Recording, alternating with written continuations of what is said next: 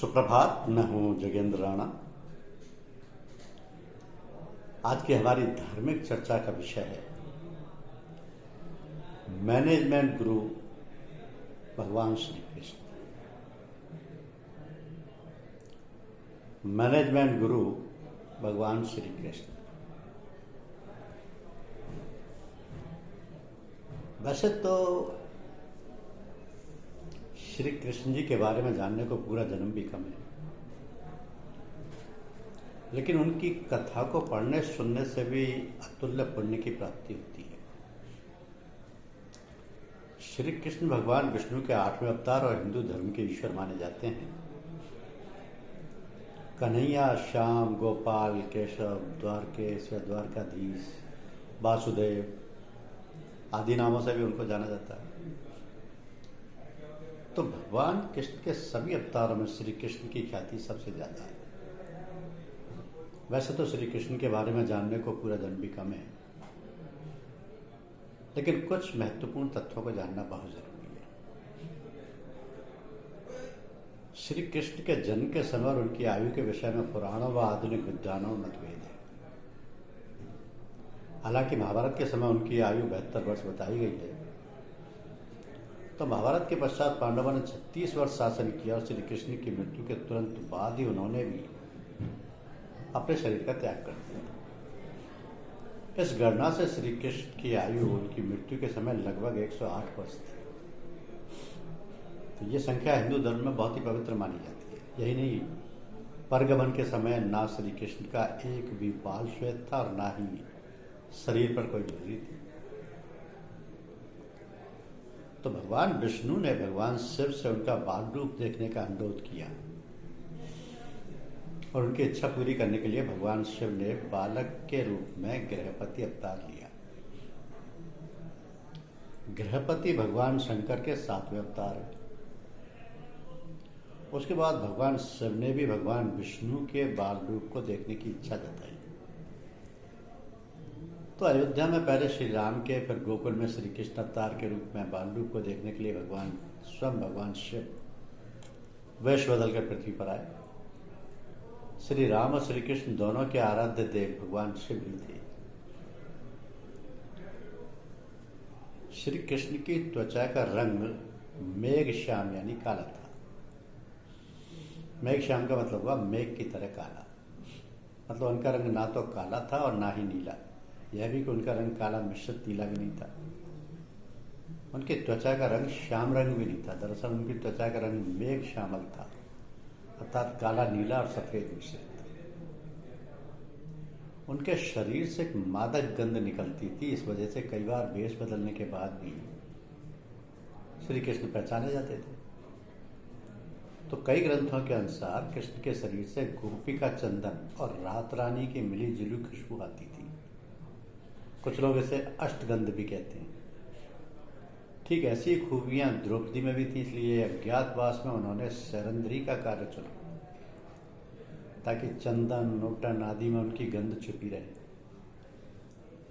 तो पांडवों की दादी सत्यवती के शरीर से भी ऐसी ही मादक गंध आती थी, जो उन्हें महर्षि पाराशर के आशीर्वाद से प्राप्त हुई थी। कहते हैं श्री कृष्ण अपनी देह को अपने हिसाब से ढाल लेते थे। उनका शरीर स्त्रियों जैसा सुकोमल हो जाता था तो कभी अत्यंत कठोर। युद्ध के समय उनका शरीर वज्र की तरह कठोर हो जाता था। इसलिए हो जाता था क्योंकि वे योग और कलारी पट्टू विद्या में पारंगत थे। कलारी पट्टू विद्या। श्री कृष्ण की 2 बहनें थी, सुभद्रा एवं एक नंगा। एक नंगा यशोदा और नंद की पुत्री थी। कहीं कहीं उन्हें ही विंध्यवासिनी देवी के नाम से पूजा जाता है। श्री कृष्ण की बहन सुभद्रा वास्तव में उनकी सौतेली एवं बलराम की सहोदर बहन थी। तो सुभद्रा रोहिणी की पुत्री थी। सुभद्रा का जन्म वासुदेव कंस के कारागार से मुक्त होने के कई वर्ष बाद हुआ। श्री कृष्ण की प्रेमिका राधा का उल्लेख ब्रह्म वैवर्त, पुराण, गीत, गोविंद और जनश्रुतियों में रहा। राधा श्री कृष्ण से 7 वर्ष बड़ी थी और कृष्ण के गोकुल से चले जाने के बाद उनका विवाह रायन या अय्यन नाम के गोप से हुआ था। इसके पश्चात केवल एक बार ही राधा श्री कृष्ण से द्वारका में आकर मिली थी। तो श्री कृष्ण अंतिम वर्षों को छोड़कर कभी भी द्वारका में 6 महीने से ज्यादा नहीं रहे। 16 वर्ष की आयु में गोकुल को छोड़ने के बाद श्री कृष्ण कभी भी वापस नहीं गए।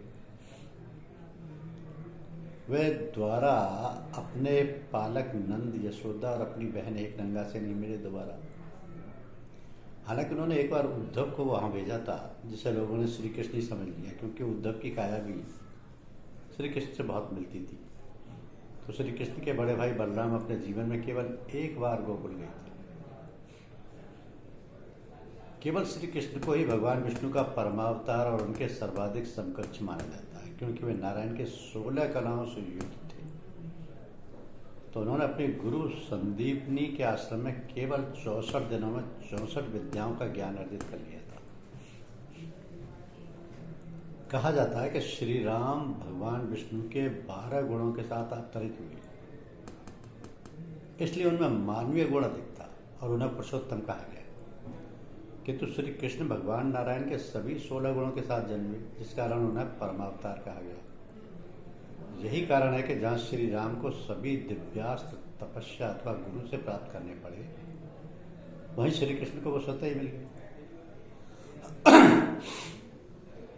कलारी पट्टू का प्रथम आचार्य श्री कृष्ण को ही माना जाता है और इसी कारण द्वारका की नारायणी सेना आर्यावर्त की सबसे भयंकर प्रहारक सेना बन गई थी। श्रांग भगवान विष्णु का धनुष था और पिनाक भगवान शिव का, और दोनों का निर्माण विश्वकर्मा ने साथ साथ किया। एक बार ब्रह्मा जी ने जानना चाहा कि दोनों में से कौन सा धनुष श्रेष्ठ है। इसके लिए भगवान विष्णु और भगवान शिव में अपने अपने धनुष से युद्ध हुआ। तो युद्ध इतना विनाशकारी था कि स्वयं ब्रह्मा जी ने प्रार्थना कर युद्ध को रुकवाया, नहीं तो समस्त सृष्टि का नाश हो जाता। तो बाद में शिव जी के पूछने पर ब्रह्मा जी ने श्रांग को पिनाक से श्रेष्ठ बता दिया, क्योंकि युद्ध के बीच में भगवान शिव श्रांग का सौंदर्य रखने के लिए एक क्षण के लिए स्तंभित हो गए थे। इससे रुष्ट होकर महादेव ने पिनाक धनुष को जनक के पूर्वज देवरात को दे दिया और साथ ही ये भी कहा कि अब इस धनुष का विनाश भी विष्णु ही करेंगे। बाद में भगवान विष्णु ने श्री राम का अवतार ले उस धनुष को भंग किया। तो महाभारत में श्रांग को श्री कृष्ण के अतिरिक्त केवल परशुराम, भीष्म, द्रोण, कर्ण एवं अर्जुन ही संभाल सकते थे। कृष्ण का प्रमुख अस्त्र सुदर्शन चक्र पूरे विश्व में प्रसिद्ध था। जब सारे और दैत्यों का आतंक बढ़ गया और भगवान विष्णु उन्हें अपने साधारण अस्त्रों से नहीं मार पाए, तब भगवान शिव की 1000 वर्षों की तपस्या की भगवान शिव ने। जब रुद्र ने उनसे वरदान मांगने को बोला तो उन्होंने कहा कि एक ऐसा दिव्यास्त्र चाहिए जिससे वो राक्षसों का नाश कर सके। इस पर भगवान शिव ने अपने तीसरे नेत्र की ज्वाला से सुदर्शन चक्र को उत्पन्न किया, जिसमें 108 आरे थे, और इसे नारायण को दिया, जिससे उन्होंने सभी राक्षसों का नाश किया। ये चक्र उन्होंने परशुराम को दिया, फिर परशुराम से इसे श्री कृष्ण को प्राप्त हुआ। ये इतना शक्तिशाली था कि त्रिदेवों के महास्त्र ब्रह्मास्त्र, नारायणास्त्र एवं पाशुपतास्त्र के अतिरिक्त केवल इंद्र का वज्र और रुद्र का त्रिशूल ही इसके सामने टिक सकता था। तो महाभारत में कृष्ण के अतिरिक्त केवल परशुराम ही इसे धारण कर सकते थे। श्री कृष्ण ने कई युद्ध लड़े, किंतु महाभारत के अतिरिक्त जो अन्य महाभयंकर युद्ध थे वो उन्होंने जरासंध, कालियवन, नरकासुर, पौंड्रक, शाल और बाणासुर के विरुद्ध लड़ा। कंस, चाणूर और मुष्टिक जैसे विश्व प्रसिद्ध मल्लों का वध भी उन्होंने केवल 16 वर्ष की आयु में कर दिया था। तो बाणासुर के विरुद्ध तो उन्हें स्वयं भगवान शिव से युद्ध लड़ना पड़ा और भगवान रुद्र के कारण ही बाणासुर के प्राण बच गए। तो गोकुल में इंद्र के प्रकोप से लोगों को बचाने के लिए उन्होंने अपनी कनिष्ठा उंगली पर गोवर्धन को पूरे 7 दिनों तक उठाए रखा। श्री कृष्ण हर प्रहर अर्थात दिन में 8 बार भोजन करते थे। जब गोकुलवासियों ने देखा कि उनके कारण कृष्ण 7 दिनों से भूखे हैं, तो गोवर्धन की पुनः स्थापना के बाद उन्होंने श्री कृष्ण के 8 बार के हिसाब से 56 तरह के पकवान बनाकर खिलाए गए। तभी से श्री कृष्ण को 56 भोग चढ़ाने की परंपरा शुरू हुई।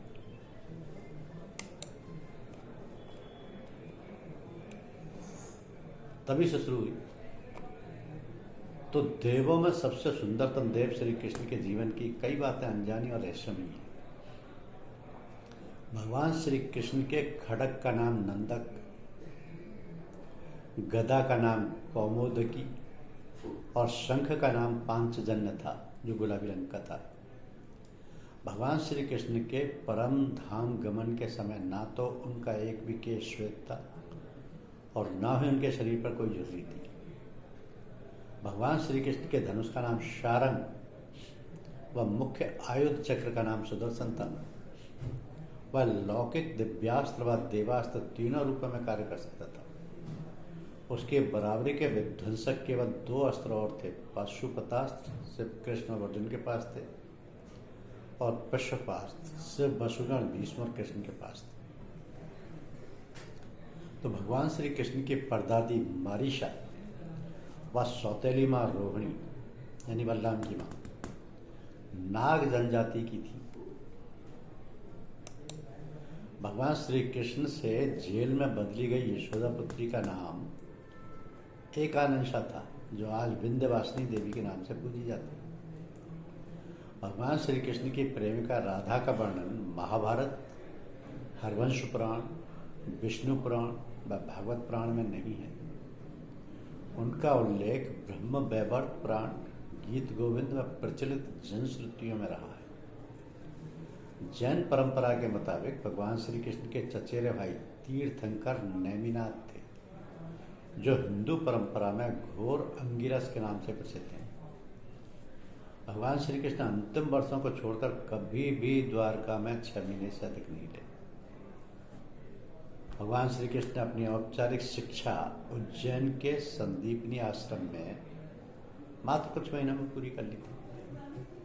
तो ऐसा माना जाता है कि घोर अंगिरस अर्थात नेमिनाथ के यहाँ रहकर भी उन्होंने साधना की थी।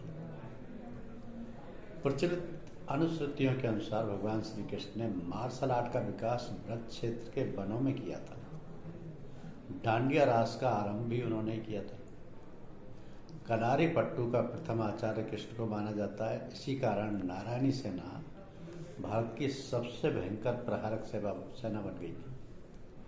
तो भगवान श्री कृष्ण के रथ का नाम जैत्र था और उनके सारथी का नाम दारुक यानी बाहुक था। उनके घोड़ों अश्वों के नाम थे शैव्य, सुग्रीव, मेघपुष्प और बलाह। तो भगवान श्री कृष्ण की त्वचा का रंग मेघ श्यामल था और उनके शरीर से एक मादक गंध निकलती थी। भगवान श्री कृष्ण की मांसपेशियां मृदु परंतु युद्ध के समय विस्तृत हो जाती थी। इसलिए सामान्यतः लड़कियों के समान दिखने वाला उनका लावण्यमय शरीर युद्ध के समय अत्यंत कठोर दिखाई देने लगता था। ठीक ऐसे ही लक्षण कर्ण व द्रौपदी के शरीर में देखने को मिलते थे। तो जन सामान्य में ये भ्रांति स्थापित है कि अर्जुन सर्वश्रेष्ठ धनुर्धर थे, परंतु वास्तव में कृष्ण इस विद्या में भी सर्वश्रेष्ठ थे। और ऐसा सिद्ध हुआ। मध्य राजकुमारी लक्ष्मणा के स्वयंवर में, जिसकी प्रतियोगिता द्रौपदी स्वयंवर के ही समान परंतु और कठिन थी, यहाँ कर्ण व अर्जुन दोनों सफल हो गए। तब श्री कृष्ण ने लक्ष्य भेद कर लक्ष्मणा की इच्छा पूरी की, जो पहले से ही उन्हें अपना पति मान चुकी थी। तो भगवान श्री युद्ध कृष्ण ने कई अभियान और युद्धों का संचालन किया था। भगवान श्री कृष्ण ने कई अभियान और युद्धों का संचालन किया था, परंतु इनमें 3 सर्वाधिक भयंकर थे। महाभारत, जरासंध और कालियावन के विरुद्ध, 3 नरकासुर के विरुद्ध। पहला महाभारत, दूसरा जरासंध और कालियावन के विरुद्ध और तीसरा नरकासुर के विरुद्ध। तो भगवान श्री कृष्ण ने केवल 16 वर्ष की आयु में विश्व प्रसिद्ध चाणूर और मुष्टिक जैसे मल्लों का वध किया। मथुरा में दुष्ट रजक के सिर को हथेली के प्रहार से काट दिया। भगवान श्री कृष्ण असम में बाणासुर के युद्ध के समय, भगवान शिव से युद्ध के समय माहेश्वर ज्वर के विरुद्ध वैष्णव ज्वर का प्रयोग कर विश्व का प्रथम जीवाणु युद्ध किया था। जीवाणु युद्ध तो भगवान श्री कृष्ण के जीवन का सबसे भयानक द्वंद्व युद्ध सुभद्रा की प्रतिज्ञा के कारण अर्जुन के साथ हुआ था, जिसमें दोनों ने अपने सबसे विनाशक शस्त्र क्रमशः सुदर्शन चक्र और पाशुपतास्त्र निकाल लिए थे। बाद में देवताओं के हस्तक्षेप से दोनों शांत हुए। भगवान श्री कृष्ण ने 2 नगरों की स्थापना की थी, द्वारका पूर्व में कुशावती और पांडव पुत्रों के द्वारा इंद्रप्रस्थ पूर्व में खांडवप्रस्थ। तो भगवान श्री कृष्ण ने करारी पट्टू की नींव रखी, जो बाद में बौद्ध धर्मन से होते हुए आधुनिक मार्शल आर्ट में विकसित हुई। और भगवान श्री कृष्ण ने श्रीमद् भगवद गीता के रूप में आध्यात्मिकता की वैज्ञानिक व्याख्या दी, जो मानवता के लिए आशा का सबसे बड़ा संदेश थी, है और सदैव रहेगी और सदैव रहेगी। क्योंकि श्री कृष्ण जी द्वापर युग में भगवान विष्णु के 10 अवतारों में से 8वें अवतार थे। इनके माता पिता का नाम देवकी तथा वासुदेव था। माता देवकी का भाई कंस था। कंस को श्राप था कि देवकी की 8वीं संतान उसका वध कर देगी। इसी भय से उसने देवकी को उसके विवाह पश्चात मारना चाहा, परंतु वासुदेव ने कहा, आप इसे न मारें, हम अपनी संतान आपको प्रदान करते रहेंगे। तो कंस ने वासुदेव देवकी को कारागृह में डाल दिया। जब जब देवकी ने संतान को जन्म दिया, तब तब कंस उन्हें मारता रहा। अंत में जब 8वीं संतान का जन्म होने वाला था, तब कंस ने कारागृह का पहरावा खड़ा कर दिया। लोहे की जंजीर में ताला डालकर कारागृह के द्वार बंद कर दिए और पहरेदारों को निर्देशित कर दिया कि देवकी की प्रसूति होने पर उसे शीघ्र सूचित किया जाए। तो भाद्रपद मास की अष्टमी तिथि रोहिणी नक्षत्र में रात्रि ठीक 12 बजे बालक कृष्ण का जन्म हुआ। वासुदेव जी ने तुरंत सुरक्षित रूप से बालक को उठाकर एक टोकरी में रखा। भगवत कृपा से पहरेदारों की नींद लग गई। ईश कृपा से कारागृह के द्वार खुल गए और वासुदेव जी बालक की टोकरी को मस्तक पर रखकर निकल गए। बाहर भारी वर्षा हो रही थी। यमुना नदी भरपूर थी, उफान पर थी। शेषनाग ने अपने फन से टोकरी को ढक लिया। बालक कृष्ण के अंगूठे के स्पर्श से जल कम हो गया। तो वासुदेव जी सकुशल नदी पार कर मथुरा पहुंच गए। ठीक बाहर 12 बजे नंद बाबा के घर यशोदा जी ने एक कन्या को जन्म दिया। उसे लेकर तथा कृष्ण को वहां सुलाकर वासुदेव जी वापस मथुरा कारागार में आ गए। तो बालिका का रुदन सुन पहरेदारों ने कंस को सूचित किया। कंस ने उस योग माया कन्या का वध कर दिया।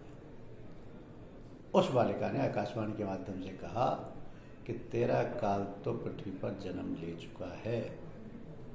तो श्री कृष्ण जी ने शैशवावस्था में कई राक्षसों का वध किया। कंस ने अपने राज्य में आदेश दिया कि संपूर्ण राज्य में आज जन्म लिए बालकों का वध कर दिया जाए। पूतना नामक एक विकराल राक्षसी को यह कार्य सौंपा गया। वह शिशुओं का अपना जहरीला स्तनपान कराती थी और शिशुगण काल कवलित हो जाते थे। तो वह श्री कृष्ण जी को भी एक सुंदरी का रूप धारण कर स्तनपान कराने पहुंची। शिशु श्री कृष्ण ने उसका दूध पीने के बहाने वध कर दिया। इसके अतिरिक्त उन्होंने सक्टासुर, तृणावर्त, काल्यवन, शिशुपाल, दंतवक्र, चाणूर, कंस, बाणासुर, बकासुर आदि अनेक राक्षसों का वध कर इस पृथ्वी पर विचरण करने वाली असुरी शक्तियों का विनाश कर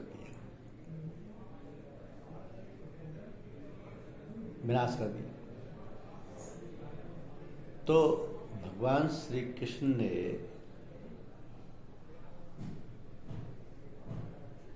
ऋषियों के शाप के कारण यदुवंश का विनाश हुआ। भगवान श्री कृष्ण ने एक बार कुपित होकर के पर्वत पे उठा लिया था। जितने भी कार्य किए उन्होंने सबके कल्याण के लिए किए। धन्यवाद।